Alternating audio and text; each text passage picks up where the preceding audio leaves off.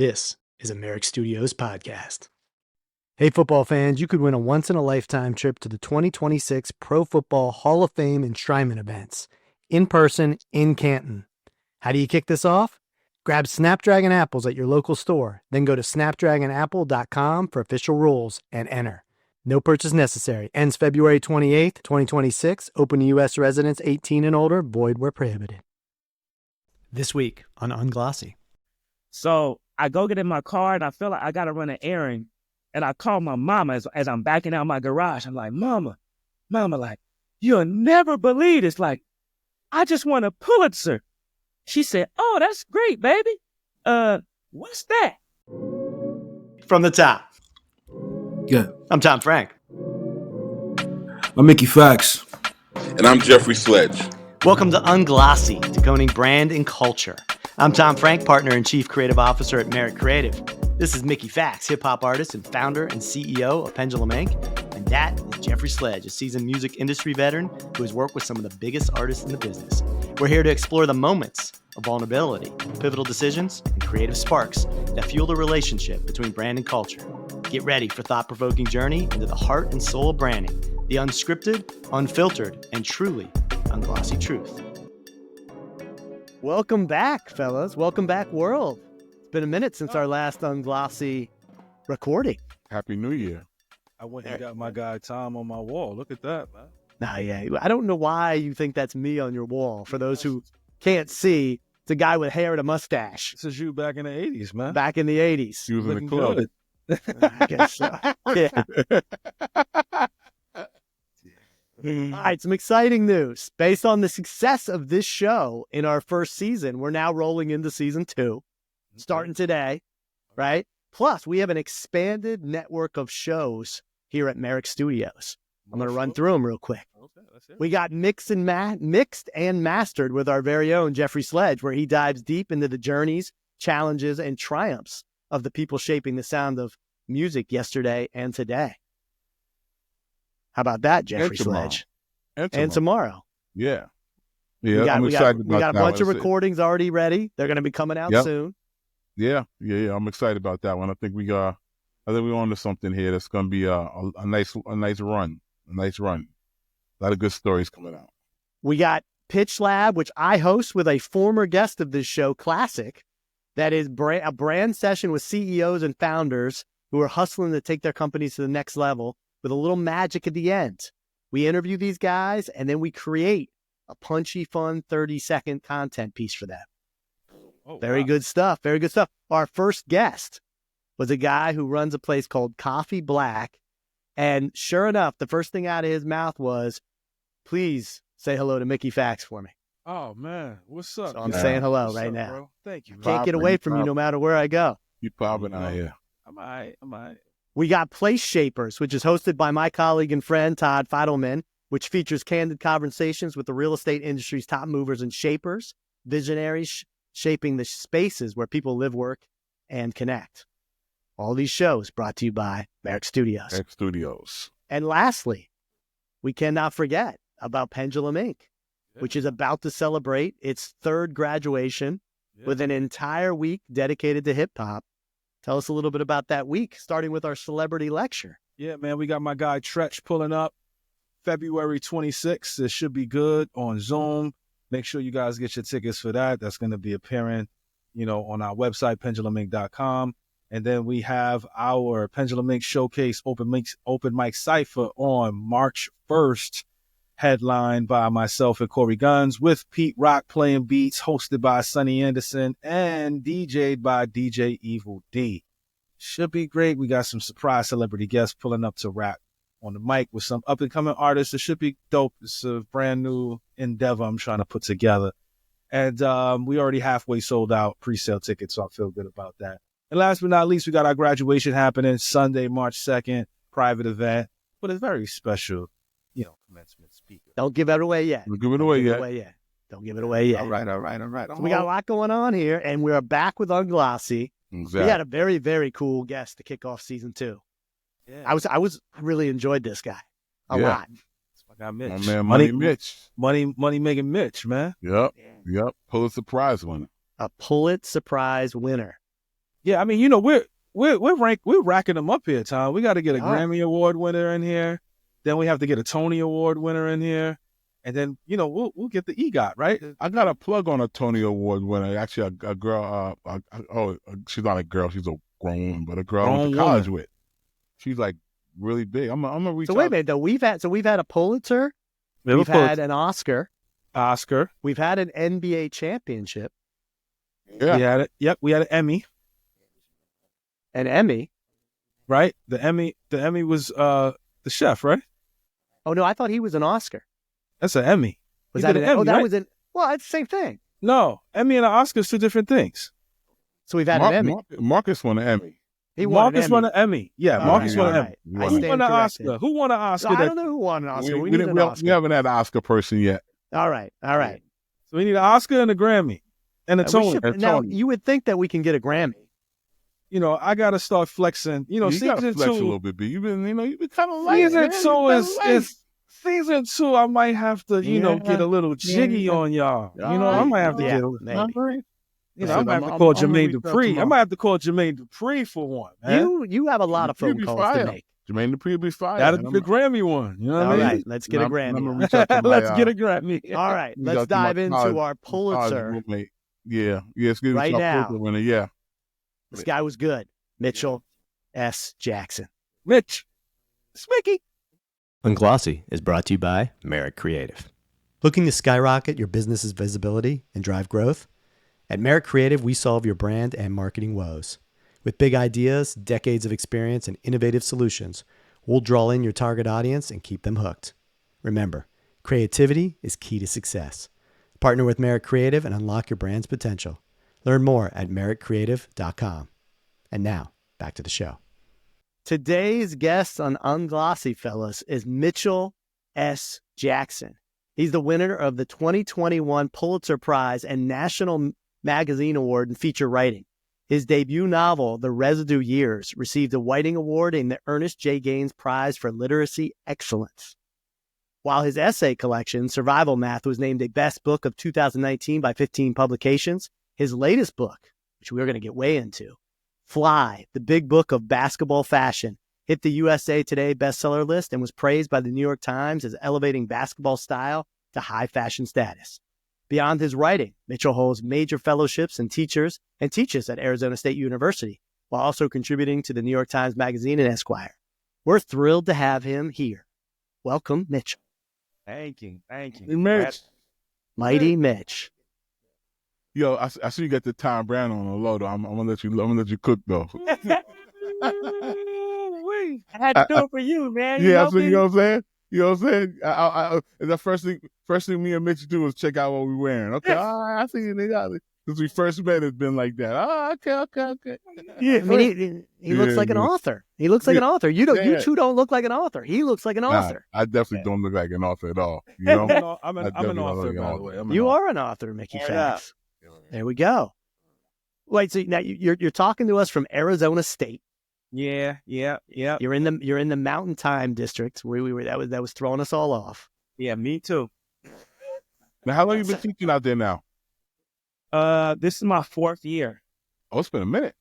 Yeah, man. I left New York and went to, I was teaching at University of Chicago. It was a pandemic year though, so it was kind of weird because I never actually taught a class on campus. We were all Zoom. And then I ended up leaving to come here before I taught my 2nd year there. Yeah, but I thought when I left New York, like Chicago was going to be it. That was home base. Wait, so you never stepped foot into a classroom at the University of Chicago for the first year you were there, and then you're gone? Wow. And then I was gone. Yeah. Wow. Yeah. What made you go to Arizona State other than the weather? Man, they make you an offer you can't refuse. You Bread? don't The bread, shit, you can figure it out with the bread. Yeah. So now you grew up in Portland, Oregon, though, right? You're a West Coast kid. I am a West Coast guy. Yeah, man. That's actually how me and Sledge met. Now I was counting back. It's like 20. It's over 20 years. It's like I was trying to figure out how long it was. I was like, it's been a long time. Yeah. Since I moved to New York in 2002, and you were one of the first people that I met when I moved to New York. Yeah. So I have a friend, a big homie named Ramon Blackburns. got his own store, had a fashion line back then, had moved to New York like maybe 3-4 years before me. And so that he was like my kind of entree into New York and the fashion scene and, you know, music scene a little bit. I came out there for graduate school, NYU, in the fall of 2002. Wow. Yeah, it's been a long time, man. What do you do, Jeffrey? Just walk the streets? Ramon, Because it seems like everybody says they meet you. The first person they meet in New York is Jeffrey Sledge. Well, two things. Sidebar, Ramon, actually his store, Chris Atlas is a partner in that store. Oh, now. Wow. Yeah, in Jersey. Chris has been Small on the show as well. And then we have a mutual friend, Ozzy. Ozzy actually saw him Christmas time when I was home. And Ozzy was deep into fashion, and he was working with Ramon on some stuff. And I'd always go by Ozzy's office and hang out and, you know, just kick it or whatever. And Ramon would come by with Mitch, and we all just started kicking it that way in Ozzy's office on the fashion district, 40-something street in the fashion district in New York. Yeah. Man, I almost ran up on a dude that I thought was Ozzy at Art Basel, just whatever Basel was like a couple months ago. I could have sworn it was Ozzy, and I hadn't seen him in a minute. I was like, Ozzy. And you like, oh, my bad, bro. My bad. Yeah. Oh, man. Yeah. So I knew you played ball out in Phoenix, in Portland, too. Yeah, Portland. Yeah. I mean, I stopped at junior college ball, but my partners was, you know, most of my friends played Division I college basketball. Half of them played overseas. Okay. A couple of them played in the league, and one was Rookie of the Year. So it's heavy basketball in Portland, Rookie Oregon. of the Year. Now you can't just stop there. Who was the Rookie of the Year? Damon Stoudemire. Oh, all right. Yeah, okay. So wait, now he coached Georgia Tech now. Yeah, that's right. He does. Yeah, and he coached in the pros football. He was with this. Yeah, he was assistant coach Celtics, right? Boston. Yep. Yeah, Boston. Yeah. So Ime was my high school teammate, the coach. Really? Well, now Boston, yeah. Oh, I know he was in Portland too. Okay. Yeah, he started with me. It's crazy because Ime was like the third best basketball player in his family. His brother was the same year as me. We played freshman basketball together. Then he had this must have been a heck of a high school team. Yeah, I guess so. Yeah. And then his sister played in the WNBA early, like maybe one of the first draftees, and played in the Olympics for Nigeria. Wow. That's crazy. Yeah. That's crazy. So tell us about the whole, because I gave Tom a brief overlook of your story. Yeah. You know, how, you played ball and, kind of got to the streets a little bit and figured that out. So kind of break it down, for us, Man, I had a young lady who used to call me street nerd back in the day. She was the only person that called it to me, but I thought it was such a apt nickname because I was always like half in, half out. Like I was an honor roll student. I just showed maybe like 6 months ago, I showed my friends, I had a little plaque. I was like 4.0 student scholar athlete in high school. And then I was also, selling dope on the side. But if you go back a generation, all of my family, not all of my family, that's not true. My father, his brothers, my stepfather, all of them diehard hustlers. So I grew up around that. So it didn't really seem like that much of a stretch by the time I got to high school and started hustling. My mother, I'm from the crack era, so my mother was struggling with addiction. And I was around it and kind of demystified it by going out and doing it on my own. I never was like, I think if you're going to be a good hustler, like you got to commit. I never committed, but I made enough to, go get my little Lexus and Maroli and all that shit, but I wasn't no kingpin. Yeah. And so what happened? I know you got caught. You did a little stretch. So what happened exactly? Yeah, man, I got caught. I was in college. So crazy because now they're trying to kill diversity and inclusion. And my scholarship was the Underrepresented Minority Achievement Scholarship. It was called UMass, Portland State University. That's how I got. They were paying for my tuition, and they actually held that scholarship while I was in prison. So I was able to come back, finish my degree. I mean, if I didn't have that scholarship, I don't know. I'm taking lefts when I could have. And they held that for you? That's kind of impressive. The way I did 16 months. So the way it worked out was if you count the summer break in a whole school year, that's what it was. So I just told them I got a family emergency. I need to unenroll for this year of school. So I didn't tell them I was going to the penitentiary, but they still did hold it for that length of time. And that really was like the most important decision of my life, was going back to school. And while I was locked up, I started writing a little bit. And then, so I got out in 98, and then I went to graduate school in Portland in 2002 for writing. And so that's around that time is when in 2000. And that's when I decided, I don't know if I decided I was going to be a writer, but I decided I was going to write a book, which I think are two different things: to write a book and to actually claim a writer as your identity. Yeah. Two different things. So I'm go pretty ahead. impressed that, I mean, I got to imagine coming out of jail and making that decision to go back to school. I mean, because that could have went many different ways. Like what was kind of the thought part? I mean, how did that come about? Well, no options, or feeling like I had less options. You know, you go to jail. If you smart, you do know that your options have just been restricted, right? So a whole lot of things you can't do. It was easy for me to go. They were holding a scholarship. Yeah. It was part of my identity. I was always a good student, so I did that.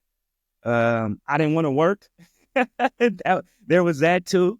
But I also feel like it's a great thing to be part of a small community, because people that knew me as a basketball player or a good student or a drug dealer. And so it was really easy to kind of shed the part that least belonged to me and to enter into those identities that felt more genuine or real parts of me. So to go back to school and do well was a thing that I had done my whole life. So it wasn't as hard as you think.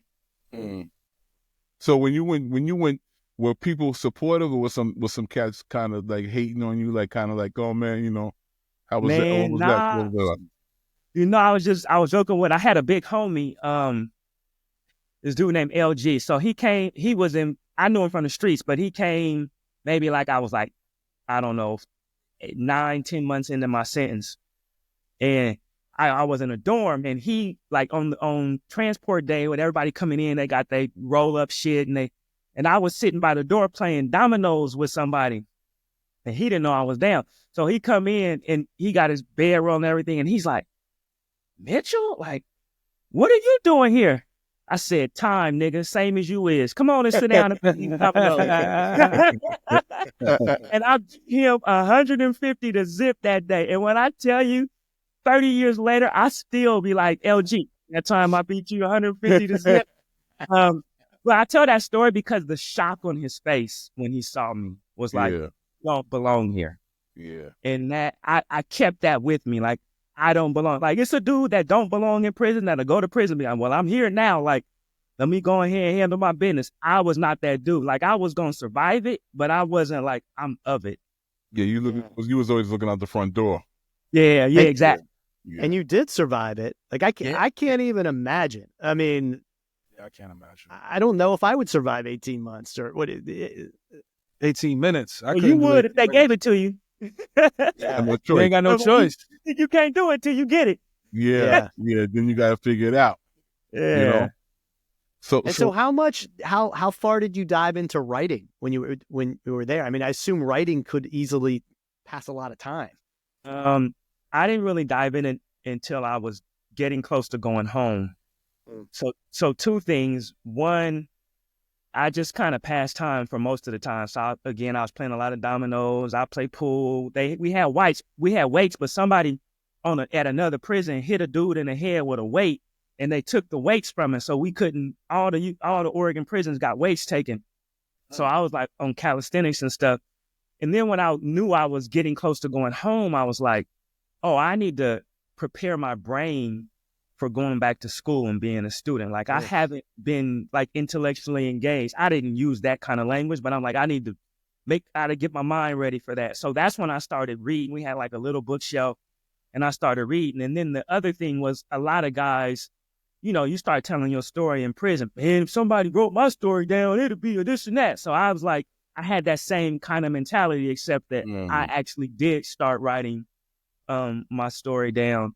And then the last thing was, I used to play a lot of ball, and they was like, the old heads was like, man, when you get short, you can't play no more ball because they'll try to do something to you out there, either to hurt you or to make you lose your time. So they'll knock you into a pole. So you mad, and now you ain't going home now. So I was like, all right, I ain't playing no more ball. That's smart. That's smart. Yeah. You gotta really, towards the end, you just really kind of stay to yourself and just started writing. Hell yeah. Nah, I'm going home. Yeah, you get out of this joint. Catch me out. So how was the transition going, like your first, few semesters or whatever in college? How was that coming out of that? Man, so great. It was like, it was normal, man. I had a little bit of money saved, so I wasn't like dead broke. I still had my jewelry and my shit, and I had a woman, man. Man, she held me like she never missed a visit the whole time I was. Every visiting week she was there. I mean, I used to sit out my window and look, and then it got to the point where dudes that didn't really even know me would see her parking and be like, "Hey, man, your lady outside, man. Here she come." So that really got me through. To have somebody, it's so crazy because I'm doing an event tomorrow with this woman, Kiana Harris, who I met like some years ago, and I can't remember how much she did, but her partner did like maybe a dub or something. Like he was stretched out, and she did time with him. The whole dub. I don't know if it was a dub. It might have been like 15, whatever it was. It was over a decade. It was a long time. Yeah, and she did it with him. And so I think about that, like what it means to have someone who, from the outside, who is showing you every week they care about you, that you're not forgotten out here. And my time is not like, I ain't doing no dime or nothing, but like that shit is so important. So I had that also when I came home, and I really, that probably was the bedrock of how I got through the time. That's interesting. That's interesting. Whoa. That's interesting. 20 years. What's because I want to move away from the prison kind of talk. Yeah, for sure. But being there for 16 to 18 months, from a outside looking in, what do you feel like you missed the most when you got back out? Man,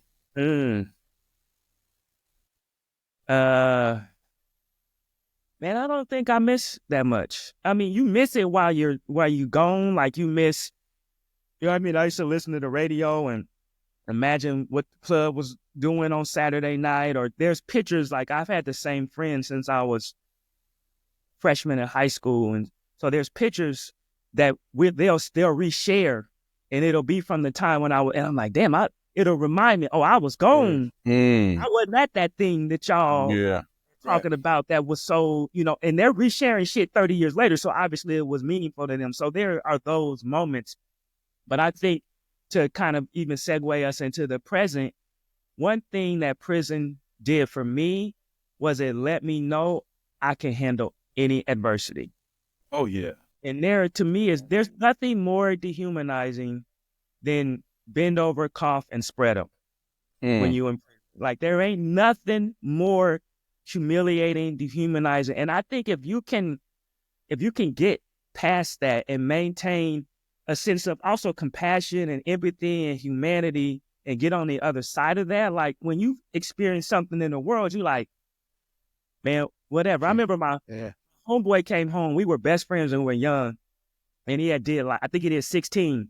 So he came to New York when we was talking, and he was like, yeah, man, I was out there, man. This little homie was talking crazy to me, man. I got him in the rec room and just jabbed him up real quick. And I was like, what? Whoa. Like, huh? He said it like, you sound like it's normal.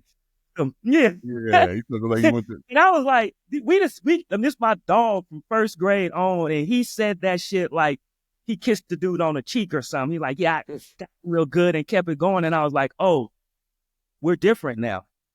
Like, yeah.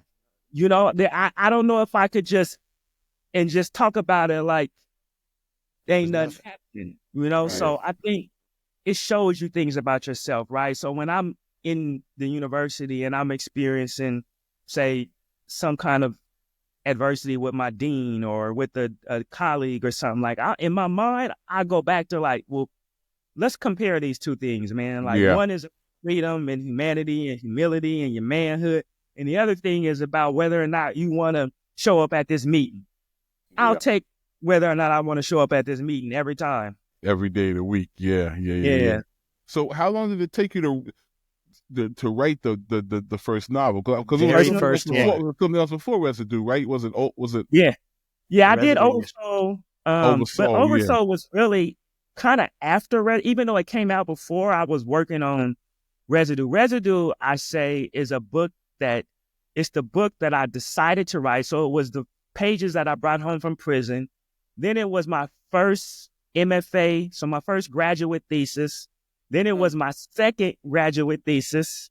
And then it took I finished graduate school at NYU in 2004. It took another 10 years. So I worked on that book like 15 years before it actually got published. And again, there are lessons, right? Will you stick with something for 15 years? I came to New York. All that time you knew me, I was working on that book. Literally the whole to be overnight sensation. Yeah, it ain't nothing, And the crazy thing is, like, I was just thinking about Doshi, right? I'm like, she popping now. She definitely getting, she had the Super Bowl performing. I'm sure she getting 20, 30 racks a performance, right? So, like, it's a very real chance she's a millionaire now.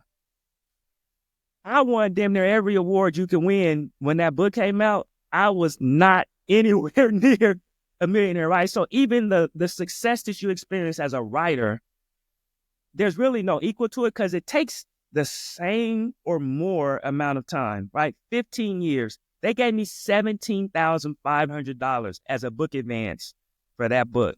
So if you can imagine $17,000 for 15 years of work, like that math ain't mathing, Basically $1,000 a year, a little more than $1,000 a year, basically. Yeah. And then you're not. It ain't like you could start it. Like, I think about a music artist. Like I obviously everybody been talking about Kendrick, right? Like if you were to take Kendrick's first two albums and where he was after his first two albums, and you put Survival Math and Residue and What Happened for Me in the book world, they're basically the same narrative. Like it's the same. We're equals in our different genres, except that one genre you're an international music star who's a multimillionaire, and the other one you're like, man, I don't know if I should take this gig for $5,000 to go speak over here, right? So it's really interesting, like the value we put in the different worlds. So it is crazy, yeah. So, well, I want to get deep into the Residue thing. So I watched the documentary too, by the way, which was yeah. That was super dope. It really explained it well. Like, so, what was the kind of your motivation behind writing the book? Was obviously to tell your right story, but what else? Man, it was to make.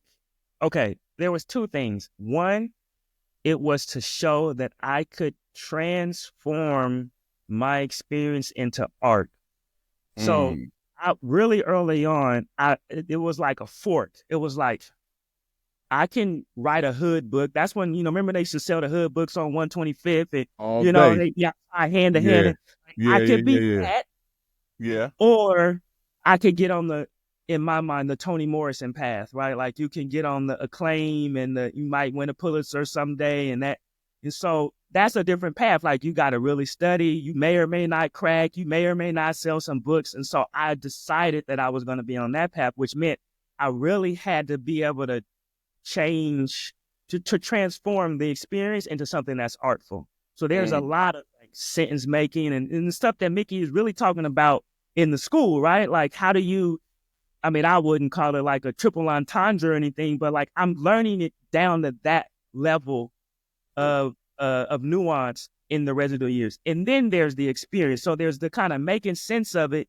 There's also the like, but this also has to be art. Because if I don't make sense of it, my whole life, they're going to be like, oh man, you had a mama that was on dope and you went to prison like shit. And so I'm going to be in that lane.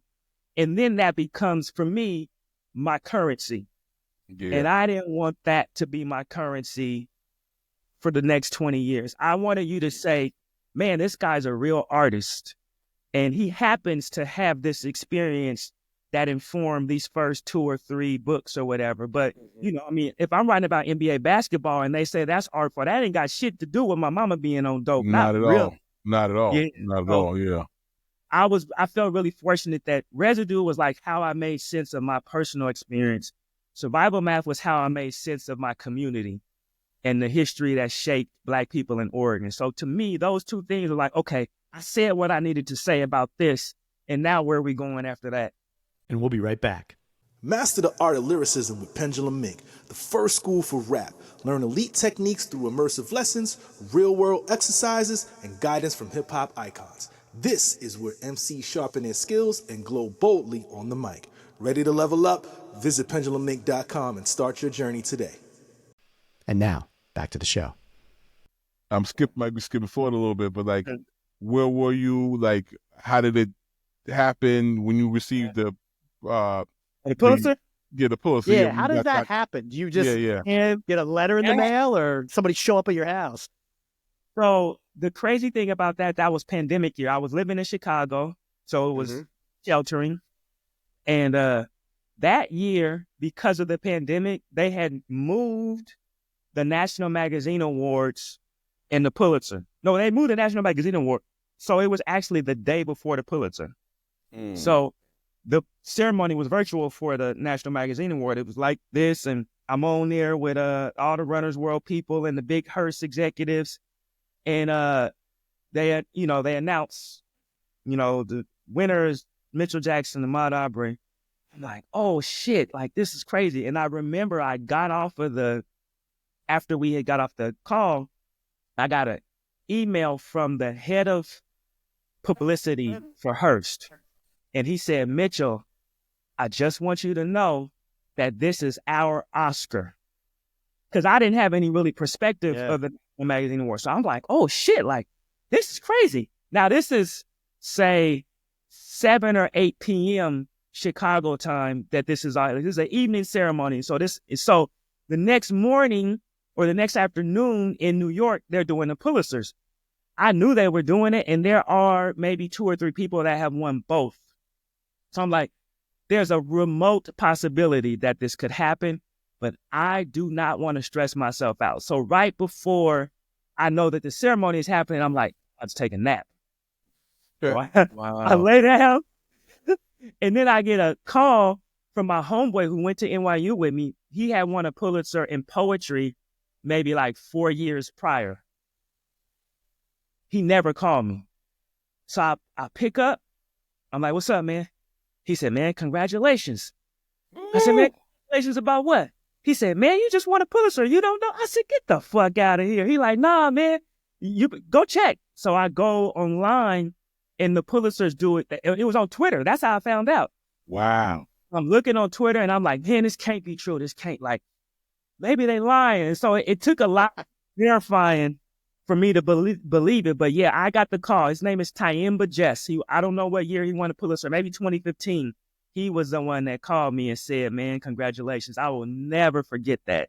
Wow. And also because both of those things happened within 24 hours. That had never happened to anyone because the ceremonies were never back to back before. They're always together. like, yeah.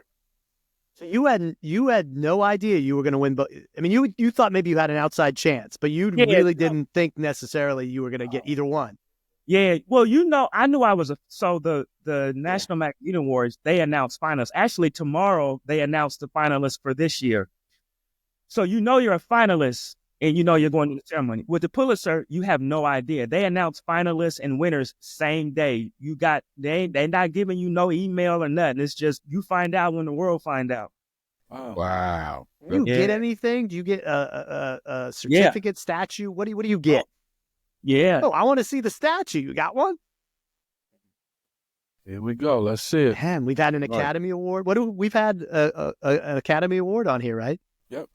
And now, wow. You get a little sheet or something, but this is the little thing they give you here. The little trophy. That's dope. I want to say, I think this is made by Tiffany. Probably. Whoa. But yeah, you get that and some other stuff. But I remember going to the ceremony because they did it super late, and they had the little gift bags when we was leaving, and it had Tiffany gift bag, and I'm walking out like a real Black person. I'm like, oh, hold on, man, I gotta get my gift bag. Yo, what gift bag at? Hey, I don't think you should limit that to just Black people. I would have done the exact same thing. That's how I was raised. Grab two of those bags. Let me get two. Exactly. Let me get an extra one from my dad. So wait, how does your world change after winning like that's like you said, this Oscar level award in journalism and writing? Yeah, I mean, I think it's interesting. Well, two things. One of the most, no, it wasn't most humbling, but I remember that after the Pulitzer, I'm like in disbelief. I'm walking around just literally like, I can't believe this. And also I'm in Chicago, so it ain't like I got no partners around me. I'm just me and my lady is out there. So I go get in my car and I feel like I got to run an errand. And I call my mama as I'm backing out my garage. I'm like, mama, like, you'll never believe this. Like, I just won a Pulitzer. She said, oh, that's great, baby. What's that? So that immediately I was like, well, the world don't care about this shit. Like I do, the world don't care. So that was one thing. And then I think, again, we just don't have the same, like, an accomplished / I don't think that there is really such a thing as writer fame. So if you think about it, like I remember I used to teach at John Jay for a little while, and they had an event with Stephen King. They had tables like lined up, maybe like 60 feet of books, stacked like 4 or 5 books high. I mean, this had to be thousands of books that he couldn't have signed all of them, but I mean, they were giving them away. Stephen King walk in there, walk right past the books, like nobody is like losing their mind over Stephen King. James Patterson walk down my block right now. No one probably but me would recognize, so like, I think this idea of writer fame does not exist. Now, writer accomplishment, like you go into a room full of writers, obviously I know who Colson Whitehead is. I know who Ta-Nehisi Coates is. I know Imani Perry. I know Roxane Gay. But this idea that your life flips, like that, like this, all the artists that you were with when you watch, Tip and them, in the beginning of their career, they can walk into Jive, nobody saying shit, then they get popping, they come into Jive. Not everybody want to come to the office. Like that just is not happening with us. So I think it's a really great thing if you're humble about it, because it allows you to keep doing what you do without the intervention of celebrity. So even if you're a New York Times best-selling author, that's not that. Even that is not, what's equal to okay. Because if you think about it, James Patterson, right? I got a ton of James Patterson books behind me. Exactly. If he were to walk down, I don't know if I'd know him if he like stood right next to me at the bus stop. I have no idea who he is. So I went to this. I'm not going to mention her name because, well, maybe I will mention her name. I went to this dinner. It was this writer named Min Jin Lee, who's a really cultural figure. Like she's a great person. This is in New York. This is maybe last fall, and it's me and a bunch of writers and like other cultural figures there, and it's me, Jelani Cobb from the New Yorker, and it's another writer there. And this writer that is there is literally the top-selling memoirist of all time. I mean, more than Michelle Obama's beloved. So, I mean, y'all can probably do the research and figure out who this is, right? So me, her, and Jelani are sitting on the couch. Now, I know her because we hung out a little bit, and Jelani is the guy at the New Yorker, right? The black guy at the New Yorker, runs Columbia's journalism program. He's on the Pulitzer board. I mean, it really is no bigger kind of literary figure in the culture than Jelani. And Jelani is like looking over and he's like, hey, yeah, so, are you a writer? And she's like, yeah, I'm a writer. Now, this is a woman who's probably sold 10 million copies of her book. Wow. It's like, oh, well, what do you write? And I'm like, imagine she sold more copies of her book than Usher sold of Confessions. You know, like being in a room, Usher's in a room with somebody else, and they're like, "So what you do? You sing? Like for real?" See what I'm saying? Like that just would never Anything I happen. would know? What was his response? It's humble. What was his response? What was his response when did she ever say what she wrote? She said, "Yeah, I'm a writer." I don't even know if she mentioned her book because I think on the other side of that is like a little bit of ego. Like if I'm somewhere and I sold 10 million copies of my book, like I'm like, hey, you should know who I am. Yeah. But also the humility, like, yeah, all right. And I'll just leave it at that. Like if you want to figure out who it is, and then I put him to the side and was like, hey man, homie. Yeah. We should know her. Okay. So to play devil's advocate here. Yeah. You know, do you feel like, well, this kind of answers the question, but like somebody like R.L. Stein, right? Yes. Who did Goosebumps. Is it the same with him? Uh-huh. The woman who wrote Harry Potter, is it the same for her? Yeah. You know, like, is it movie? Well, Stephen King, like nobody cares, Yeah. but I think Stephen King is more of a recluse. He's not really a public figure, but like, do you think if movie adaptations turn into popularized movies? I think what it is when you're a writer, the work becomes famous, not you. Not you. That's a good point. Yeah. Yeah. So like J.K. Rowling, not her. You know, J.K. Rowling, I'm sure can go to the grocery store. But Harry Potter is obviously my first book was on Bloomsbury, UK, or Bloomsbury, America, which we got out of Bloomsbury, UK because of the success of J.K. Rowling. She published that book on Bloomsbury in the UK. So they had a subsidiary in America.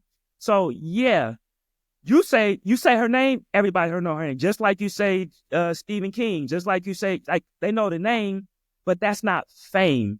That's like, I know her work, right? Like now the dude who played Harry Potter, that's fame. That's fame. Yeah. You know, J.K. Rowling walked right down the red carpet like, we need a name tag for her. Yeah. Right, So what do you think right. happened? What do you think is the difference? Because like obviously years ago you had James Baldwin. You said Toni Morrison. You know,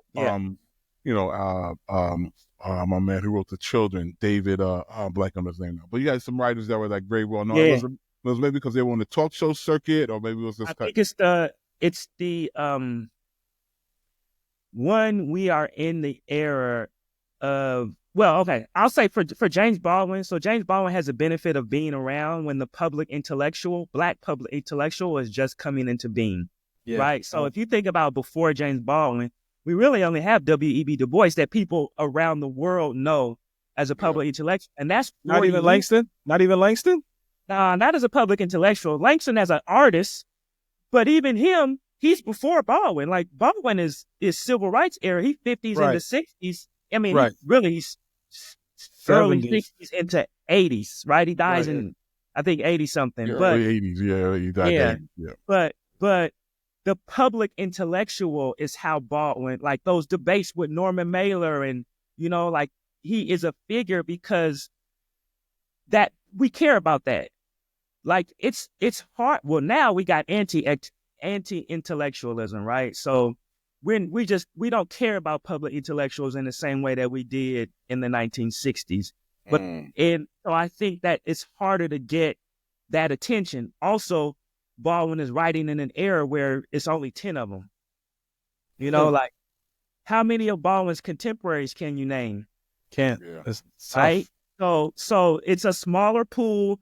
We care more about them. Writers are on the Dick Cavett show. They're on, right? So like that's a harder thing now to do. And I think in this era where everything is here and gone, where there's a push against anti-intellectualism, like so many things like limit the writer. Like if like Ta-Nehisi Coates is probably the closest thing that we have to a James Baldwin. Like where if he comes out with a book, he's going to be on the morning show. He's going to be on the evening show. He's going to sell out everywhere. But now think about this. Do y'all know who Colson Whitehead is? No, not me. Okay. Colson Whitehead is the most decorated Black writer alive. Really? He got the Pulitzer twice. He wrote The Underground Railroad. Nickel Boys is his book. They just put that movie out. Yeah, He won a movie, yeah. Pulitzer for both of those books. He got a MacArthur Fellowship, Genius Fellowship. He won the National Book Award and the Pulitzer the same year. Like, every award you can think of, he got it. Now, y'all didn't even know the man's name. Yeah, so You he see can what I'm definitely saying? walk down the street without no problems. In Harlem. Yeah, exactly. Have dinner and Yeah. all that. Nobody paying attention. Exactly. Yeah, he all at Ricardo's. Yeah,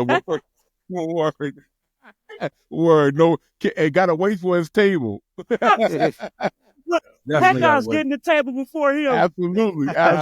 He's like, Absolutely. damn, you know what I'm saying? Actually, Packoff's getting the table before damn near everybody. Yeah, then everybody. Yeah, Peckoffs is, he get a table for everybody, you know? Wait, I And want to I- ask you one more thing about the Ahmaud Arbery thing. Is there something in your research or doing that book and writing it, was there something that most people don't really know about that case? I mean, we know the kind of like, you know, he was jogging, the white guys chased him. Is there some other underlying thing that you might have discovered, or is it just kind of is what it is? I think about the case, no. I think the facts were pretty widely and well known and well reported. I think for me, what I discovered in doing that story was how much that young man was loved. So how I did the interviewing, like I did that story during the pandemic. So I never went there. All of that was over the phone. So I would be talking. The first person I talked to was his coach, the guy that started Run for Ma, I think Jason. I'm talking to Jason, and he's answering my questions, but it's a dude in the background that keep talking. I'm like, man, who is that? He's like, oh man, this is Maud's best friend since Sandbox. I'm like, oh man, can I talk to him? Sure. Then another day I'll talk to him. He telling me stories. Yeah, so he was with such and such. I'm like, man, who is that? Oh man, that's Maud's sister. You think you can hook me up with her? Sure, man, let me see. Then next day I'm talking to my sister. My sister said, yeah, I was talking to his girlfriend. I'm like, oh, you think you can hook me up with her? And so that's how it would go. Every one of them was telling me about another person, and they were open enough to talk to me. And I just kept hearing these stories about how much they loved him. And there's even a line in there. There's a long list at the end of the, I'm going to call it an essay or feature story, some people call it. There's a long list at the end of it, and it's like, Ma was this, and then Ma was that, and Ma was this. And he was loved. And to me, that was like the thing that I wanted to get across. Also, not just to speak for Maud, but to speak for Philando Castro, to speak for Eric. Like, oh, these motherfuckers are loved. Like, whatever else you think about them, they got some people that's like sad than a motherfucker because they gone. I just did this story, and just do it. I guess we might have reported in 2023, but I think it came out in 2024. Story on Al Sharpton. So I was with Rev for 3 months. It's the most reporting I've ever done on a story. And one of the things that we did was he gave the eulogy at the woman who got shot through the door. Is it H? No, that wasn't AJ. Or maybe it was AJ. She got shot. The white woman shot her through the door in Ocala, Florida.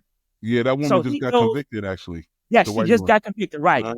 So we go there. Crump is there. We get in there.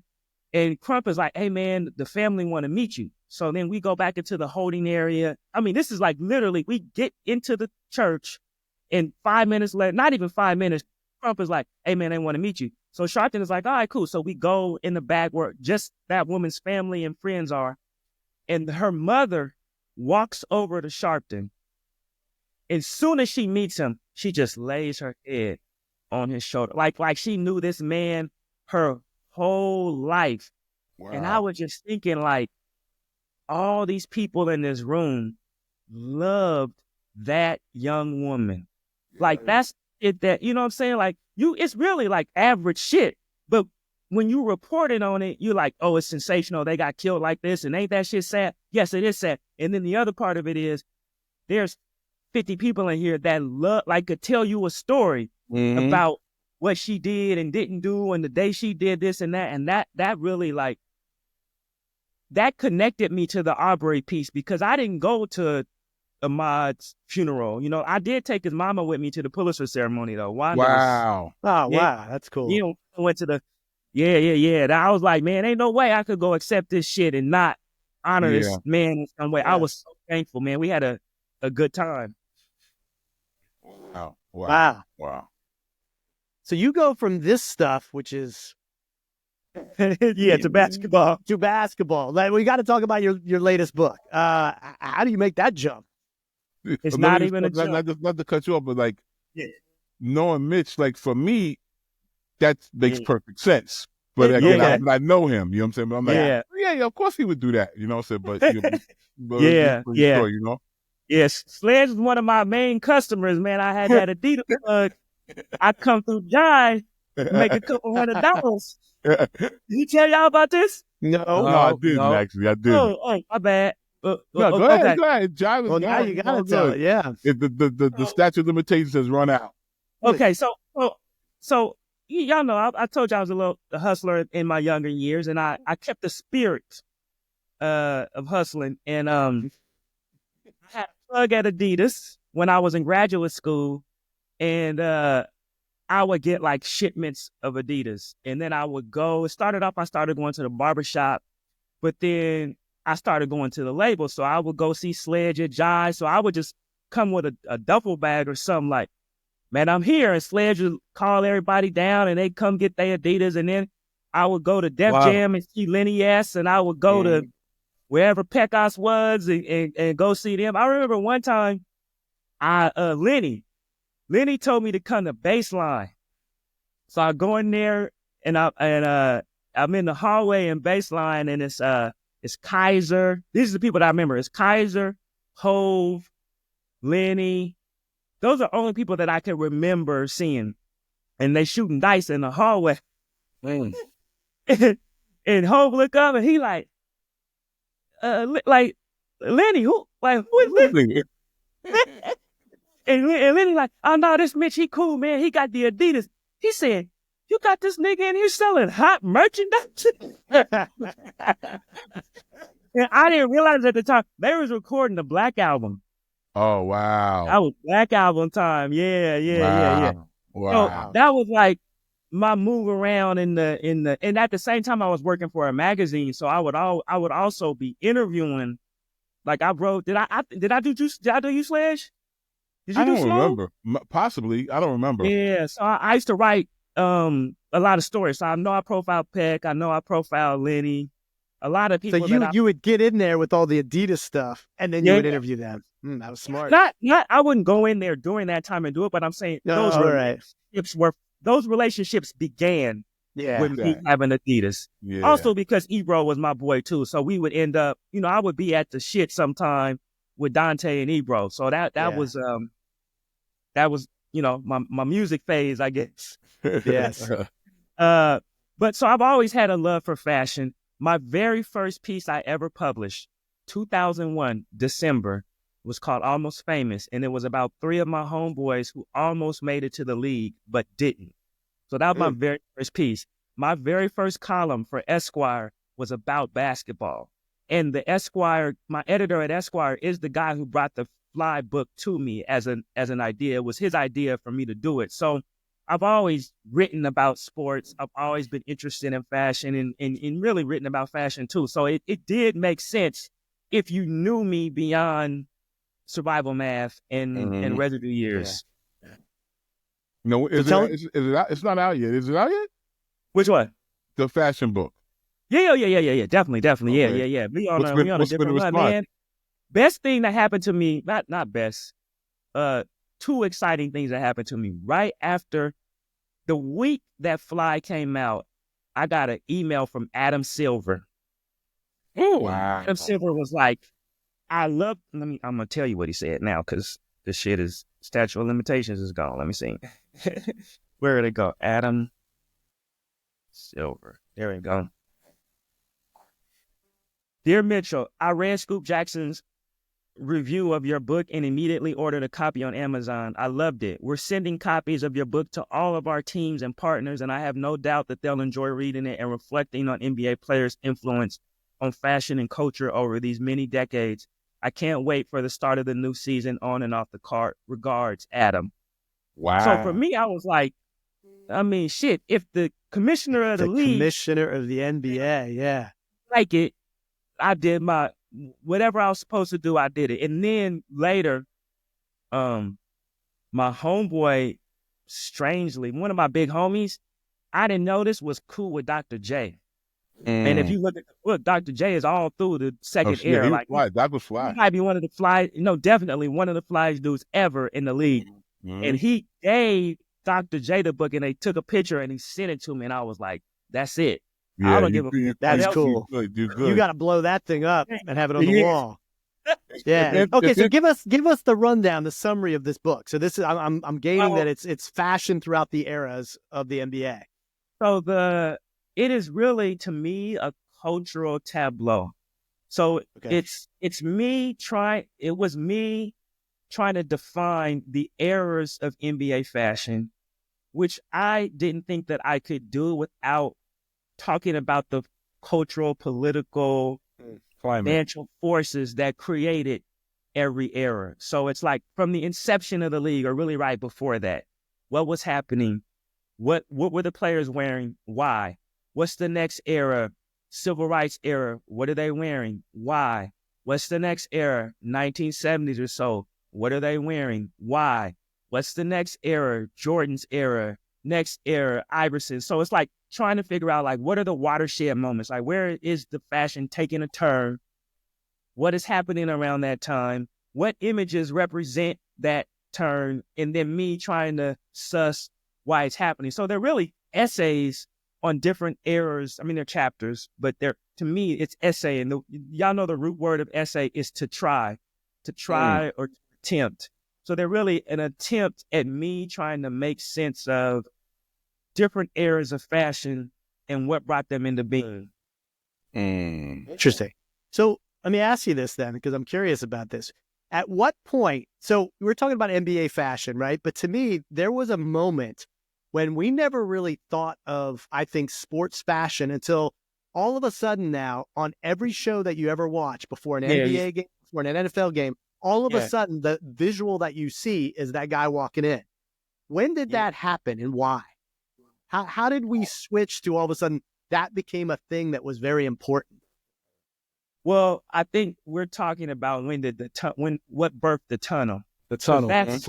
That's when we started, right? So the tunnel was birthed by LeBron in Miami, right? D-Wade, Chris Bosh, LeBron.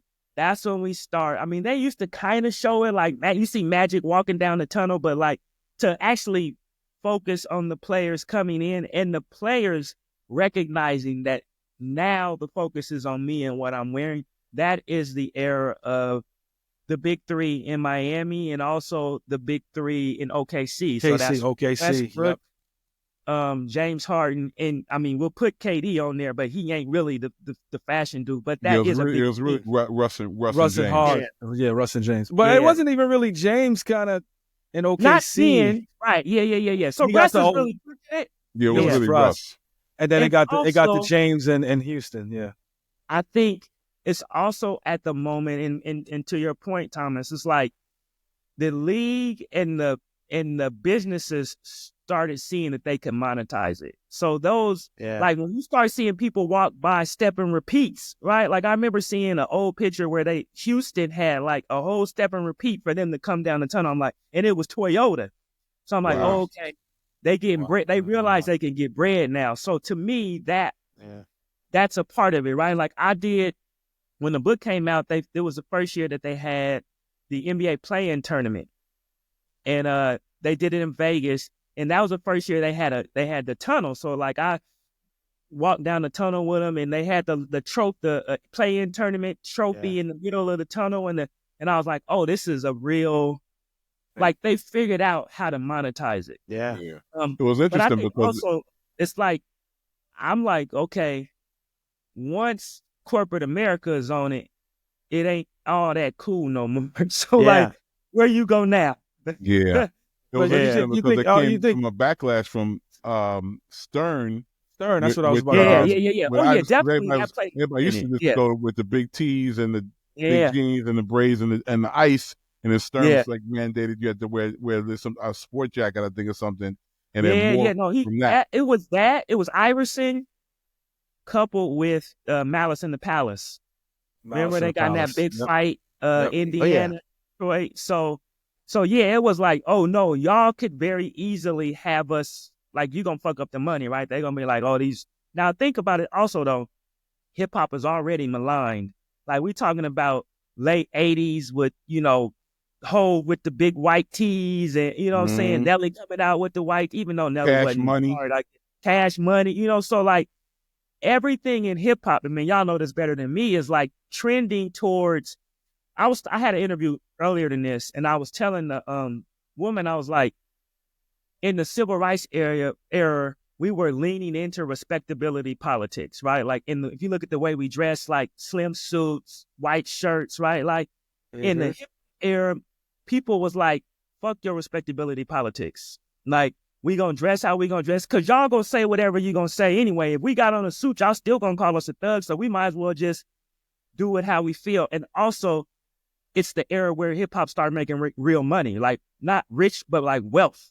I was like, go back, it's whatever year that was that they first had a rapper in Forbes, right? Like, that's when I'm what is it, 1 million, 2 million, something, till I'm the 100 million man. Like, I don't know what year that was, but for me, that's Master like, P, too. we're Master turning P was towards in the wealth. Forbes as well. Who? Master P, that's right, that's right. Yeah, Mhm. and everybody that was in Forbes was like white teeing and big chain in it, So it's like, we don't gotta do that no more to get no money. Yeah. That's a good. Yeah. Wow. And that was interesting because, like I said, it's like runway level now. Yeah, like, dudes are getting stuff right off the runway and wearing it because you got those 4 or 5 seconds like focused on just you. So now it's become a huge ancillary business. There's big stylists that are involved now. Obviously, the fashion brands are sending guys shit because they know, I could get him to wear this for these 4 or 5 seconds, and this is like a free commercial or whatever. Yeah, and now it's extended into the WNBA. So with the rise of the WNBA, I think the last year you saw that the fashion took a whole other level. It was crazy. Definitely. So, what are you working on next? What's the next big thing? Can you give us a little tease of it? I'm working on a novel. It's called John of Watts, about a black man from Watts who actually spent time in Oregon. It's based on a true story, who started a group to train at-risk youth to become elite athletes. And then it became a cult. Well, they started being really harsh with the training. They ended up becoming a cult, and his daughter was actually killed by some of the members in his cult, and they got disbanded. But it's really not back to my roots. It's fiction. It is connected to sports. He was a former basketball player. I actually tried out for the Blazers. And it's really me writing about home. That's one thing that I'm really like. Fly is kind of an aberration, not necessarily because basketball is such a big culture in Portland, but I'm committed to writing about home. Like, if you think about what Baldwin did, he was really grounded in New York City. You think about what Harlem. Toni Morrison did. He's always writing about Ohio. You think about Edward P. Jones. He's writing about the DMV. You think about Faulkner. He's writing about Mississippi or a fictional town in Mississippi, right? So for me, it's like I want to see the world through the lens of home, and this book really allows me to do that. Fire. All right, I got to ask you one more question. Yeah, emerging writers who are out there who want to get into the career of writing. Like, what advice do you have for people? Good question. The same thing Mickey would probably say: learn your craft. Learn your craft, man. I was listening to Dot do his interview with Ebro, and one of the things he said, I think I wrote it down as a quote. Let me see. I hope I did. He said, in my quotes, he said, respect the art form and it'll get you where you need to go. And I think that are you willing to put in 15 years on, and I'm not saying do it, but if you ain't willing to do it, maybe this ain't for you. And so I hear people like, man, I I got a story, and I'm like, okay, everybody you see walking got a story. Like, are you willing to learn form? Are you willing to learn what a sentence is? Are you willing to learn inaugural? Are you willing to learn free and indirect discourse? Are you willing to learn the 4 or 5 or 10 templates that you need to structure this story? And like, if you not, do something else, or don't bring it to me, because like I'm a different kind of writer. Like I'm not out here writing for the bestseller list. I'm out actually writing for eternity. You know, like what does it feel like, and what do you need to do to create something that is going to exist for my kids, kids. Right, and that's still speaking to what's happening with humanity. So I think that's a different thing than like the kind of immediate success that you could get with a pop hit, which I kind of like a Pulp Fiction book. Yeah, exactly. That pressure comes. I remember, and no shots to her because I enjoyed her work, but I remember kind of hearing about all the stuff that Sister Soldier went through. Yeah. When she dropped, when Coldest went there, it blew up so big.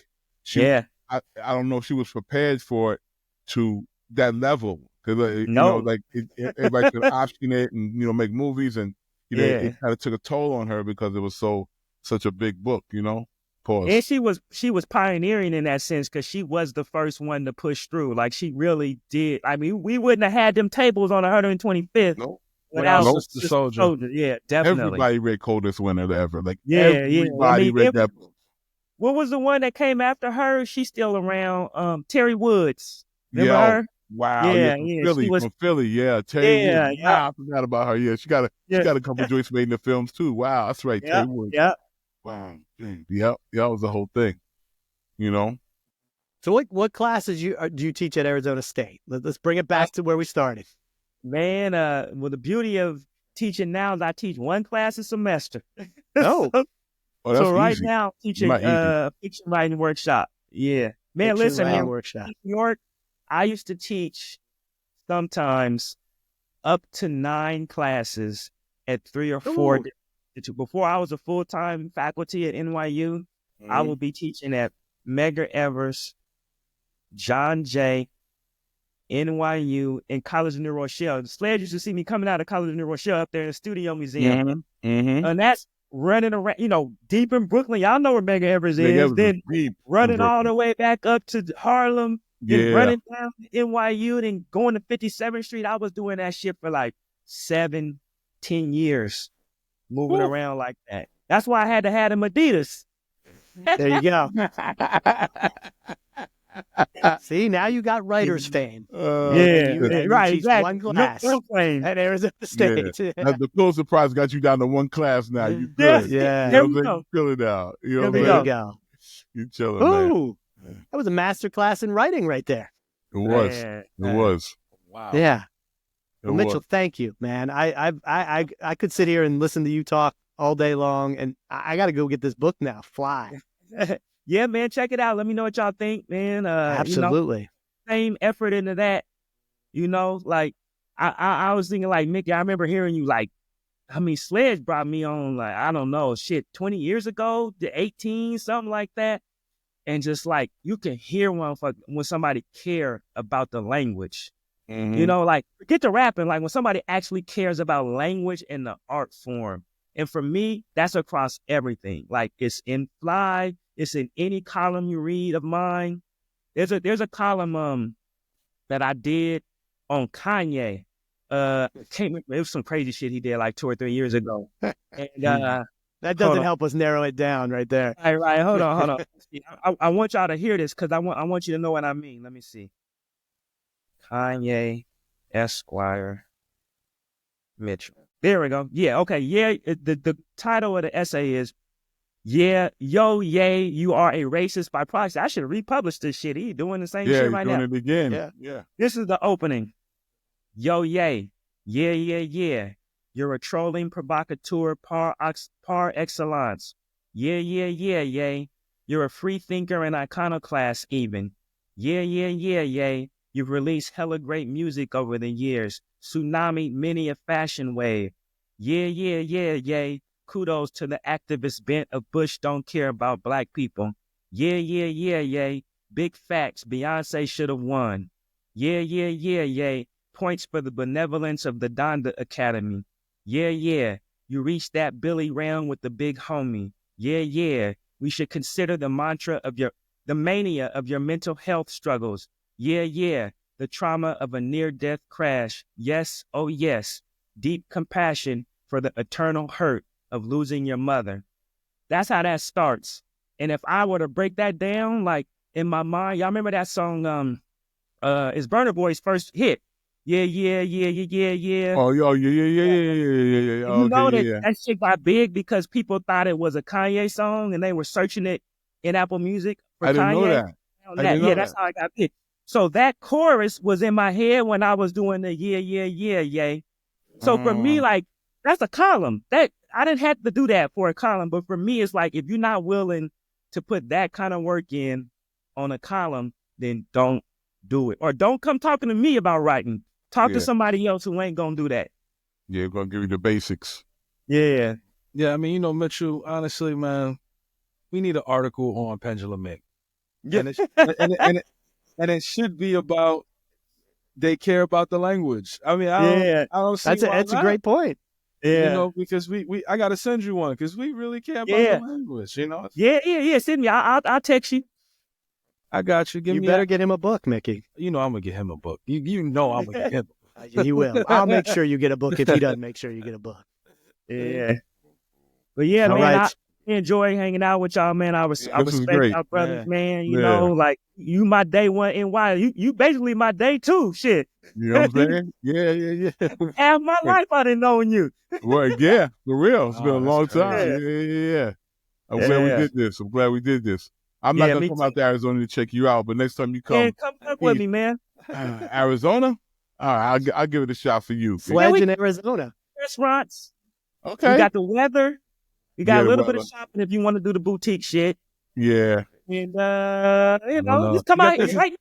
They got This is the travel and tourism page for Arizona right here. they got the Suns. They got the Suns, I guess. Yeah. We got the and Suns. Yeah, you got the the Suns. the Cardinals. You know what I'm saying? So some out there. Some out there. It ain't ATL, man, but we all it's right. a little something though. It's a little something though. You know. It's all right. Cool. Yeah. Thanks a lot, man. I really appreciate it, bro. All right, man. Later. Yeah. All right. Yeah. Thank you. All right, folks. That's our show. Tune in to Unglossy, Decoding Brand and Culture on Apple Podcasts, Spotify, or YouTube. And follow us on Instagram at UngLossyPod to join the conversation. Until next time, I'm Tom Frank. I'm Jeffrey Sledge. Smicky! That was good.